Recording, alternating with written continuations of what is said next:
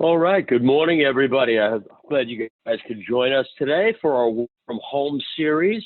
If you attended last week, then you know that we had a great guest last week. We talked a little bit, actually, we talked a lot about some of the business-centric items. We're going to bring on more guests on future presentations when we're talking about things that are very specific at that particular point in time, whether it's funding sources for your business or other resources that are available out there. And in between all of these things that we're going to do on the Work from Home series. Excuse me. To get started, I just want a couple of things. At the bottom of your Zoom link or screen, you'll see that there's a little pop-up where you can ask questions in something called a Q&A. And so ask your questions there. You could also ask them in chat. But Robert's also on the call with us. Robert's monitoring that. And at the end, he will give me what questions are posted out there, if there are any. And if there are not, maybe he comes up with his own as he's watching it, because he'll be watching it for the first time as well. We are live. And then if there's anything specific that you want to talk about as well, if it's important that you want to interject at that point in time, just make note of that in your chat or in your Q&A question, and Robert will bring it up during the content of this particular webinar. We've allocated an hour for this, though these typically don't take an hour. They take anywhere from 20 minutes to 45 minutes, though we've done some that have gone the full hour, depending on how rich the content is and how many questions you have. So I don't want you to feel like we're going to run out of time. I'm here until the end. Don't worry about it. Like you, I'm also working from home. The difference between us and a traditional business is that most IT companies like us are built to be remote, and we do that intentionally because a lot of our team members work in the field. And as a result of that, they need that work anywhere organizational structure in place. So we're actually built to do this ground up. So when we unfortunately were asked to shelter in place here in Connecticut, we did that relatively easily with no disruption to the service delivery model that we have. So we're fortunate in that regard, but simultaneously, we were ready, willing, and able to support all of our clients and those who aren't our clients who needed some help getting themselves set up and to be able to work remotely, et cetera. So why don't we jump right in? Today, we're going to be protecting your business by securing your remote workforce. I know that some of the people on this call are employees who are working from home and not necessarily business owners. So I'm not going to speak about this from a business owner perspective, but from every person's perspective. This is what you want to be doing when you're working from home and how you want to take care of ensuring that your business is protected. And when I say your business, whether it's you as the owner or the company you work for, it's all of our business. We are obligated to ensure the livelihood of our business such that we can enjoy our lifestyles and protect our families, et cetera, by protecting our jobs and our income.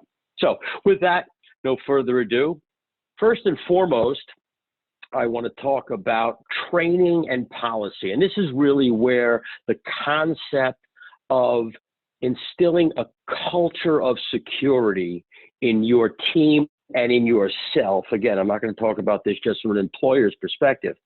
You want to make sure that you're constantly alert and constantly on top of what the security posture of the environment you're in is, and that you are protecting yourself and the work that you're transacting, whether you're working on a document, working on a spreadsheet, working on payroll, surfing websites to information about whatever it is you're working on. You want to make sure that you're doing it in a secure way, not one that necessarily stops you from doing it or slows you down. Hopefully you've been doing it at work for our clients, where we continue to work on training them, at least culturally, to be security conscious. We want to make sure that when they go outside of the office and they're now working from home, they're maintaining that posture. One of the things that we found early on, and even in our own team, which is what started this whole concept of work from home for us many, many years ago, is when you're in the confines of your home, when you're in the four corners of your house, That's your safe place. To use a term from old school, it's the nest. And so when you're in the nest, you tend to have a feeling of safety and security, and the world can't hurt you when you're there. Unfortunately, when you're working from home, that concept of feeling secure tends to lead people to let their guard down. And because of that, now more than ever, it's important that you and your team, whether you're a member of the team or not, are practicing cyber safety, consciously aware of the environment that you're in, consciously aware of what's happening in that environment. So when you're getting emails, you're going to do the same type of secure posture at home that you do at work. So what we always tell our clients and their employees, that when they get an email, the first thing you should do is never click on a link in an email. I don't care if the from field says that it's from the boss, or it's from a trusted advisor, or a trusted relationship. You hover over the from to make sure that the underlying email address is actually coming from them. Now, hackers can spoof that, so that's not security. But at the very least, it's the first step in ensuring that you're secure. And so what you want to do, again, is you want to make sure that you're trained on that. All of our clients enjoy something called our compliance portal. And inside this portal, everybody has access to a training module. And this training module is a course. It's self-paced. And again, everybody on this call who is a client, whether or not you're the owner or an employee, you have access to this today. And if you haven't already gone through training, you should go through training. If you went through it, but you did it some time ago, go back and revisit it. Take a refresher on this, because this is going to alert you. This is all contemporary material. We developed the first course a year ago. We've refreshed it as recently as a month and a half ago. So it's got newer content in it. But it will make you cyber aware. It will begin to put you in a posture of security. So the very first thing you're going to want to do is go through this training. It's not terribly long. If you go through it at one time, it will take less than an hour. These pieces here are all videos, and I'll show that to you. And you just click on it and it plays. It's a 4.5-minute video, as you can see. I'm not going to bother to play it here for you, the whole thing. But you watch the video and you take a very quick quiz, a couple of questions that you're going to answer, true, false. And then you can pause and return at any time and go through it at your leisure. And if you go through it all at once, this will take under an hour. But you can pause and come back to it and take it at your leisure. As you go through each one of these, at the end, you take a full quiz and you get a training certificate that goes on file and you get to keep it. You could print it if you want and hang it on your wall. I know some people that do. So it's not silly if some people are thinking it's silly. So I know some people that do that. I know that the HR department loves to get those to show that their team has been trained on being cyber secure and maintaining a cyber posture. So the very first thing you're going to want to do is go through training. When you complete the training, you're going to automatically get we call security shorts. They're kind of like micro trainings. And what they are is every week in your inbox on Thursday afternoon, so that we've scheduled them to go out to everybody, all of our clients and all of their users. Thousands and thousands of people get these. And they land in your email. And they are 30 to 90-second videos, just like the one I showed you a moment ago. They are contemporary as well. And they are just a reminder of what to be on the lookout for. And the reason we do that, and people have asked us this in the past, so I'm going to explain it now, is that think about high school calculus for those of us that were, I guess I'll say lucky enough, though I don't necessarily, if everybody's going to think they were lucky to have taken high school calculus. Those of us that were lucky enough to take high school calculus, if you don't use it in your day-to-day life, I would argue if I asked you today to give me just one formula from your days of calculus, there's a great chance, I would hazard to say there's a 100% chance you're not going to remember any formula. And it's not because you were bad at calculus. It's because you did it so long ago and you haven't used it that you've completely forgotten it. This is just human nature. And so as a result of that, we learned that early on. And so when we built this platform, we included with it this whole concept of Security Shorts, weekly micro trainings that keep you cyber aware and cyber conscious so that you can maintain a posture of security. Good. The other thing is, if you look over here again, it's training and policy. So inside this portal, if your company uses the portal to its fullest, there are a series of policies that you can look at and attest to. This is a sample one, so I don't know. Here's an audit policy. There's several things that are in here. But in here are the company policies. Oops, this is not one that shows anything. Let me take a quick look at my acceptable use. So here's a full company policy on acceptable use. All of our clients have one on the remote workforce. And so I encourage everybody on this call to go through your company's policy on how to work remotely. If you've already done it, it's a great opportunity to go back and refresh. If you haven't done it, when you get to the end, and you're not going to see it here because in this particular instance, it's already been electronically acknowledged. But there'll be an opportunity to go in here and acknowledge it so that your employer, your department actually read it and said you understood it and things like that. But for the sake of this, you want to make sure that you know exactly what the policy is when you're working remotely, because every company has a unique way in which they want to do it. There's a lot of similarities between companies, but there are nuances to the company that you work for. So you want to make sure that you know what they are and that you're abiding by them, because they've gone to great lengths to employ companies like ours to help them to work, to help them help you work from home. And they want to make sure that you're following the policies that were put in place to make that happen. Because what we've done as a company for you and for your company is ensure that we've set up the most secure way to do that possible. So you're going to want to make sure that you do that. Okay. Next thing is, let's talk a little bit about your home network. Now, at the end of this, before anybody thinks that this is just going to be Al talking incessantly, and there's nothing to be had here, there's plenty to be had. The information's great. But that notwithstanding, at the end of this, I'm going to give everybody some tools to use that they can download and install, or download and use, so that they can make sure that they're protected when they're working from home. If they don't have a company supplied workstation, or if they don't, other tools already in place.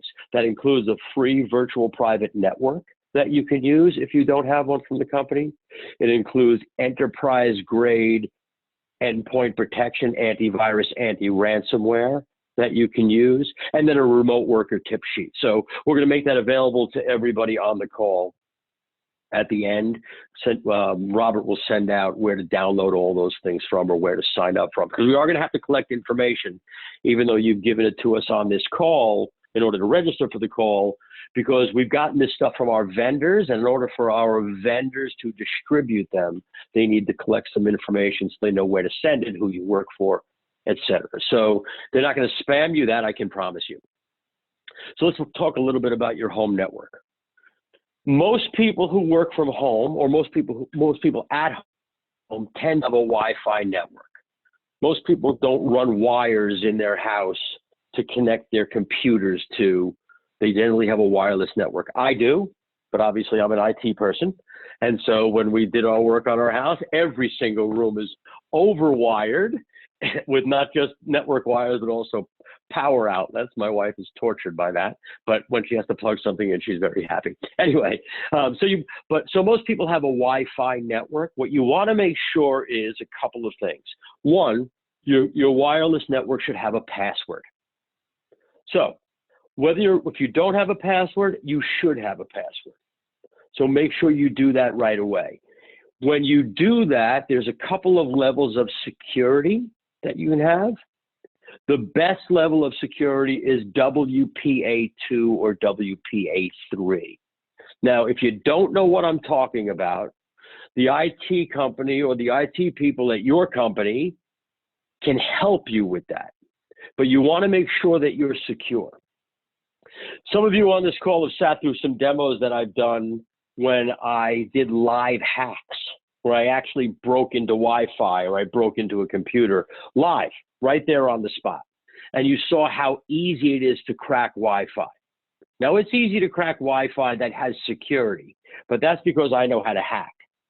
Most people don't. But those who don't, if you don't have security on your Wi-Fi, they can easily jump on it and see what you're doing. You don't have to be a hacker to figure that out. So at the very least, what you're want to do is make sure that your wireless network has some sort of security on it, preferably WPA2 or WPA3. And again, if you're not sure what that is, contact your IT team at the office or your IT company that's your office and make sure that you do that. Okay? The other thing that you're going to want to do is make sure that the password is complex. So not just have a password, it should be reasonably complex. Now, complex doesn't mean weird characters and weird. Complex just means long and has spaces and proper sentence structure. So one of the best passwords you can have is one of the easiest passwords to remember. So for instance, my wife's name is Janice. A password like, I love my wife Janice, is impossible to crack. Now, everything can be cracked. So look, when I say impossible, I mean in anybody's lifetime on this call combined. So if all of our lifetimes were combined into hundreds and hundreds of years, with the most powerful computer today, that password could not be cracked. Because it's not the complexity of a password, it's the length of a password. So size matters. Get your mind out of the gutter, some of you people on this call. It matters. So that simple sentence, I love my wife Janice, in sentence structure, is more difficult to crack than something like asterisks, capital H, 3, 1, 1, exclamation point, 5, lowercase n, lowercase x. That's easier to crack than the passphrase, I love my wife Janice. And which one do you think is easier to remember? So the key to a secure password is ensuring that it's easy to remember, but hard to crack. So pick a passphrase, much more difficult. If you happen to have a wireless device that doesn't accept passphrases, they don't like spaces, then you're going to have to use some complexity. Those are more difficult. In that case, I always recommend making sure that you have some sort of manager like Dashlane or LastPass. We are working with one of them to see if they can donate some of that to anybody who joins our Work From Home series. If and when that comes through, everybody who's subscribed to the Work From Home series will have access to that, just like the other we're going to be making available today. Good? Awesome. So secure network. Computer or workstation, you want to make sure that that is secure as well. Now, if you have a company workstation or a laptop that you've taken, chances are it's been secured by the IT team or by the IT company that supports that. I know that for all our clients who ordered machines to take home for their workforce, we buttoned them down, we took care of all of that for them, so that's already taken care of. For those of you that are using your own machines or your work from home machines, you're going to want to make sure that you secure them. Again, at the end of this, everybody is going to have access to enterprise grade endpoint protection that we're be giving you. at no charge. Our vendor Sophos has donated that for at least 90 days. And so you'll be able to use that. And they anticipate extending that if this chaos continues beyond that. So you'll have access to that again. So you want to make sure that you do that. You also want to make sure, just like the Wi-Fi I talked about, that you have a long password. If you're using a home machine, most home users don't password protect their home machine. That is a big no-no. That is a major no-no, because it's not the fact that people in your house may or may not get on it, if you live alone or if the people in your house you trust and you're not too worried about it. It's that in the absence of a password, if hackers get on it and it doesn't have a password, they have free reign over the entire machine. So you want to make sure that you have a nice, strong password like we talked about earlier. You make sure that you have something called an inactivity timeout. In the old days, it used to be called a screensaver, but it's called an inactivity timeout. What happens is, after a certain amount of time of no one working on the machine, it automatically goes to the screensaver, but with a password, it automatically locks the computer.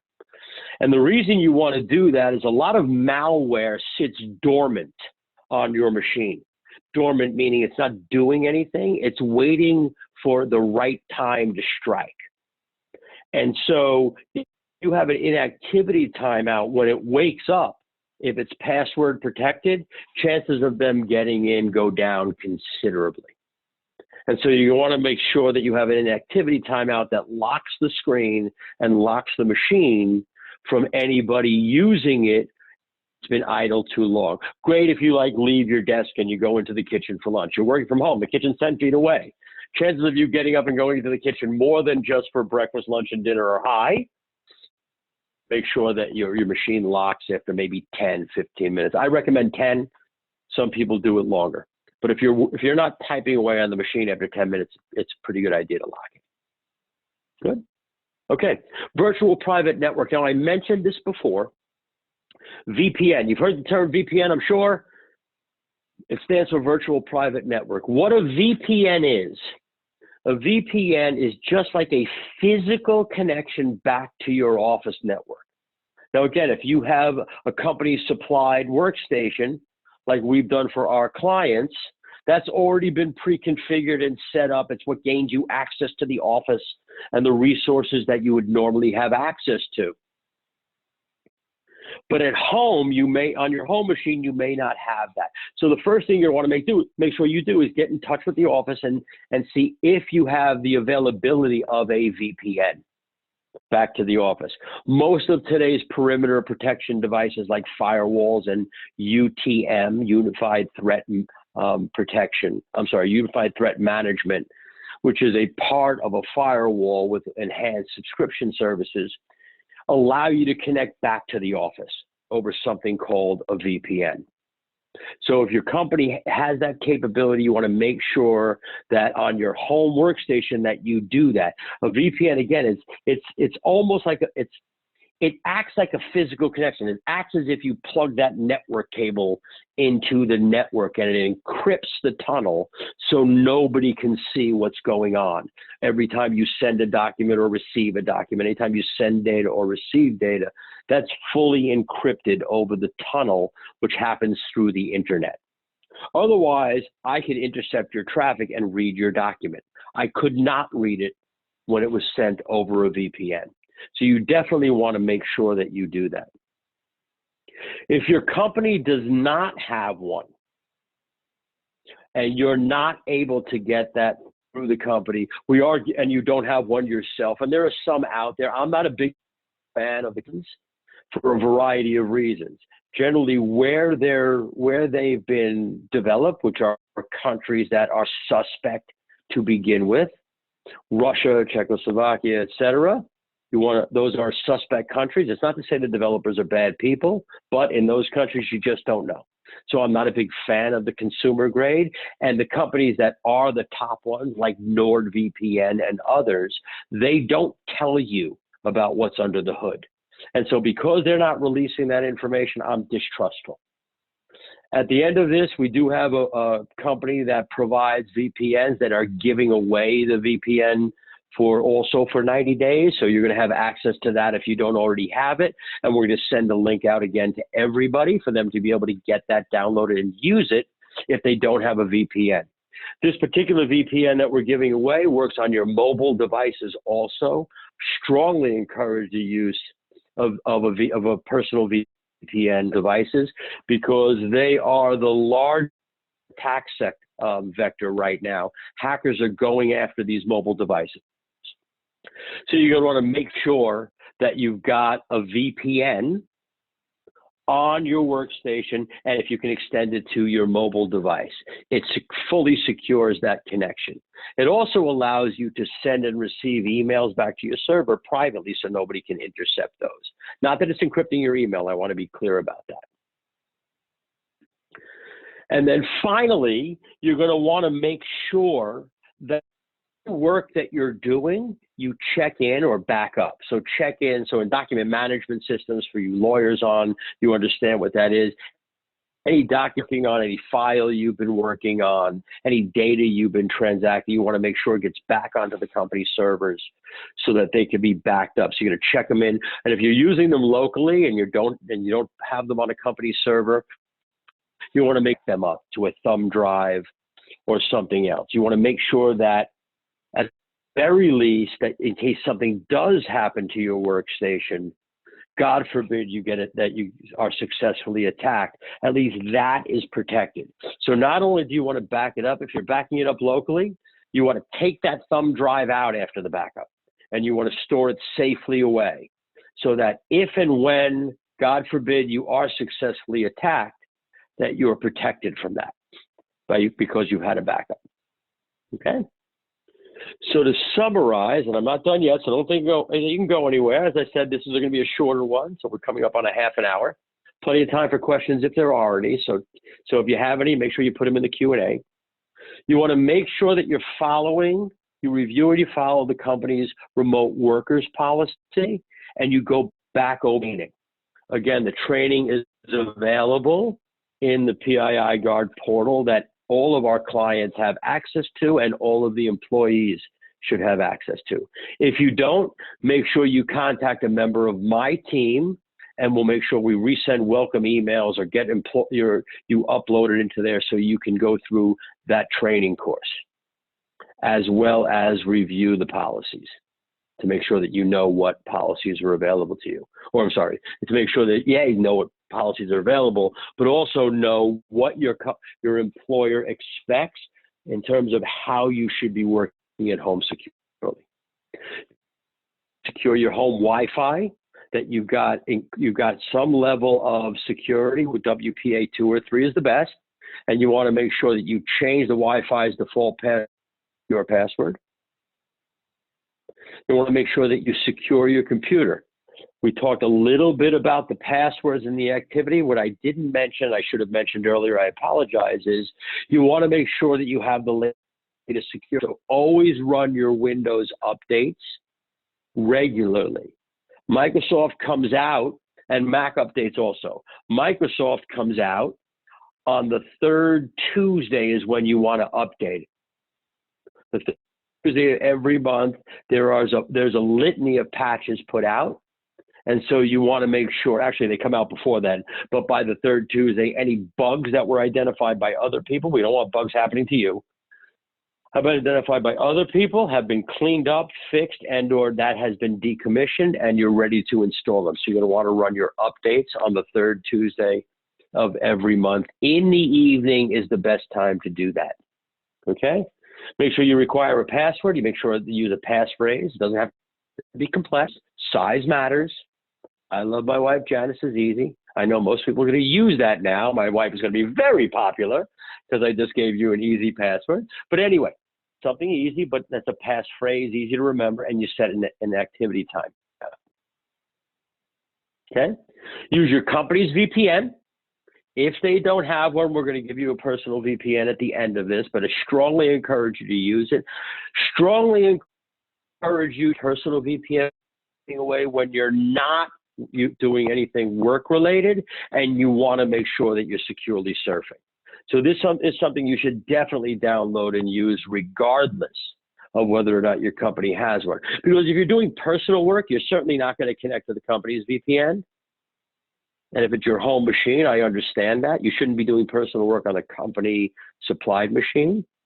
But when you're doing personal work, you should be connected to a VPN to make sure data is encrypted, especially if you're going to bank sites and shopping where you're putting in credit cards. You want to make sure you're in for that. And again, we're getting away. And then check in and back up, check in and or back up any of the work you've been doing. This says at the end of the day, I do it periodically personally. If you're using a company supplied device, it's generally doing it all of the time. So make sure you check with your IT team. Again, that should be in that remote work that you would have read and attested to. If you didn't, go back and do that. Okay. All right, Robert, any questions? Not at this time, no.